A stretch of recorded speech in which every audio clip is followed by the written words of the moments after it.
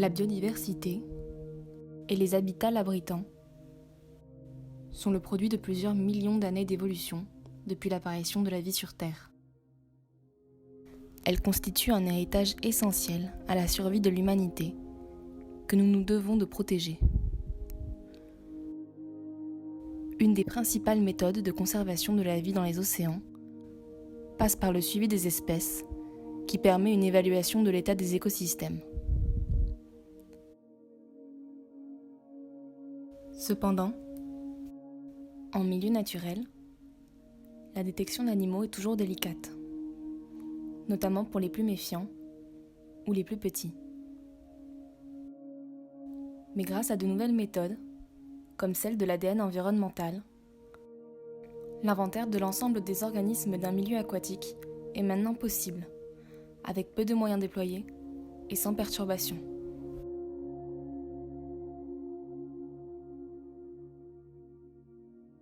Ce qu'on appelle ADN environnemental, ce sont les petits fragments d'ADN que laissent tous les organismes dans leur environnement.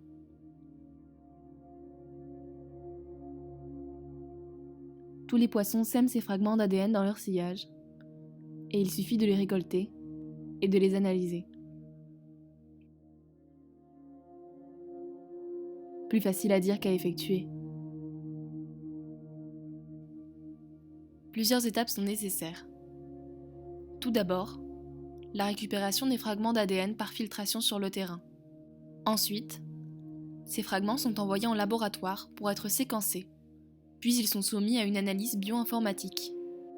Enfin, après obtention des résultats, on peut procéder à leur interprétation.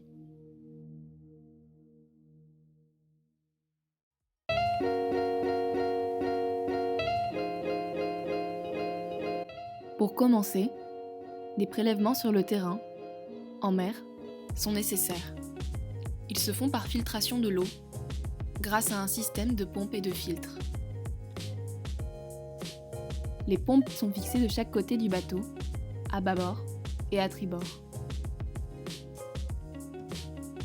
Afin d'obtenir des échantillons standardisés et comparables, la vitesse de la pompe sera réglée de telle sorte que la filtration se fasse à 1 litre par minute, jusqu'à un volume total de 30 litres.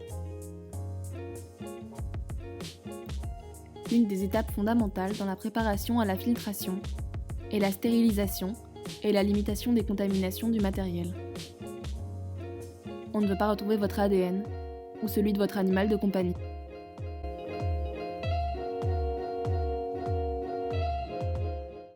Il faut donc comprendre que le risque de contamination par de l'ADN qui est présent sur tout ce que l'on touche et qui nous entoure est très important, notamment lors de manipulations in situ. Ce que nous voulons à tout prix éviter afin de caractériser au mieux la biodiversité d'un site donné. Afin de limiter au maximum les contaminations, nous devrons prendre un certain nombre de précautions, notamment le port des gants. Les kits de filtration utilisés sont stériles et tout le matériel que nous allons réutiliser entre chaque prélèvement sera désinfecté. Les extrémités des tuyaux et du filtre seront protégées jusqu'au démarrage de la filtration et manipulées le moins possible.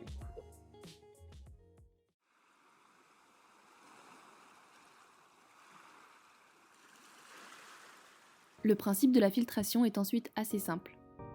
Le tuyau, contenant d'un côté la crépine, correspondant à la partie immergée, et de l'autre côté le filtre, sera fixé à la pompe. Lorsque tout est prêt, la pompe est enclenchée. La compression du tuyau et la mise en mouvement de la pompe engendrent un appel d'air, ce qui fait remonter l'eau de la crépine vers le filtre. L'ADN présent dans l'eau est donc retenu dans le filtre, tandis que l'excédent d'eau est relargué. Le transect commence suivant un plan d'échantillonnage préétabli, en longeant la côte pendant 30 minutes, sur une distance de 2 km. À la fin du transect, il faut sortir la crépine de l'eau et vider l'eau restante dans le filtre. Afin de conserver l'ADN récolté lors de la filtration, jusqu'à son analyse en laboratoire, nous remplissons le filtre d'une solution de conservation, appelée tampon. Ces filtrations peuvent aussi s'effectuer en plongée, au plus près du substrat.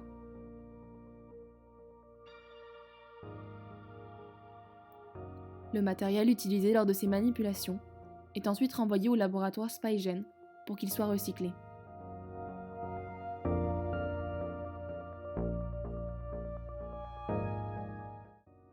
À réception des capsules de filtration, celles-ci vont être prises en charge par nos équipes à SpyGen afin de réaliser l'ensemble des analyses selon nos protocoles VigiDNA.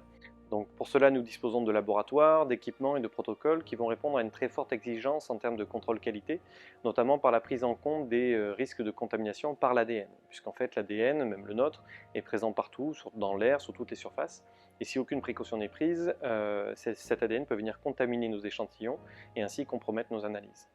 Donc les étapes qui vont être réalisées vont consister premièrement à extraire l'ADN à partir des capsules de filtration, puis à venir cibler et multiplier les fragments d'ADN des espèces que l'on veut rechercher, ici les poissons. C'est ce que l'on appelle la phase d'amplification. À la suite de cette phase, on va réaliser une étape qui va consister en une lecture de ces fragments d'ADN, c'est ce qu'on appelle la phase de séquençage, qui va nous permettre d'obtenir un fichier qui va contenir lui-même plusieurs milliers de lettres ATCG qui composent en fait les fragments d'ADN. Et l'objectif va être de réaliser une phase qu'on appelle la phase d'analyse bioinformatique, qui va nous permettre d'attribuer à chaque fragment d'ADN un nom d'espèce.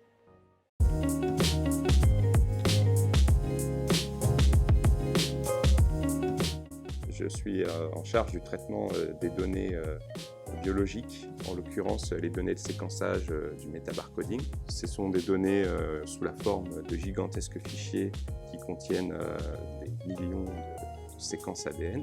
Ce sont des données qui sont extrêmement volumineuses et qui sont intensives à traiter. Et donc on a besoin de centres de calcul, comme par exemple le mésocentre de la région Languedoc-Roussillon. Et une des premières étapes de ce traitement, ça va consister à réassembler les séquences pour reconstituer le gène d'intérêt. Ensuite, deuxième étape va consister au démultiplexing, c'est-à-dire que par l'analyse de ces séquences, on va être capable d'assigner à chaque séquence le site d'échantillonnage sur lequel il avait été filtré. Et enfin, troisième étape, on va comparer toutes ces séquences après plusieurs filtrations des données avec les séquences de la Banque mondiale des gènes, où ici on a l'information que telle variation de telle séquence correspond à telle espèce. Par simple comparaison, on va être capable d'assigner à chaque séquence l'espèce à laquelle elle appartient. À la fin, on va pouvoir obtenir une liste des espèces détectées par site d'échantillonnage.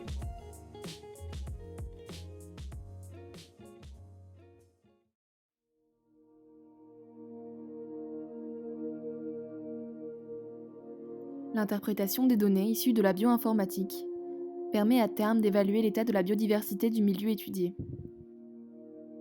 Peut-être qu'avec cette nouvelle méthode d'ADN, on va pouvoir avoir une nouvelle idée de la diversité qui nous entoure, à la fois dans des zones de petits fonds, mais également vers des fonds beaucoup plus profonds.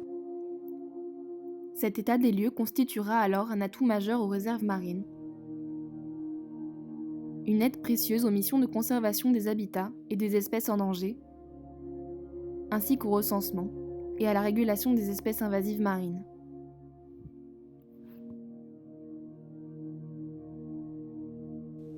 Face à ces défis, l'ADN environnemental s'impose comme une véritable révolution technologique de suivi, permettant une coordination globale.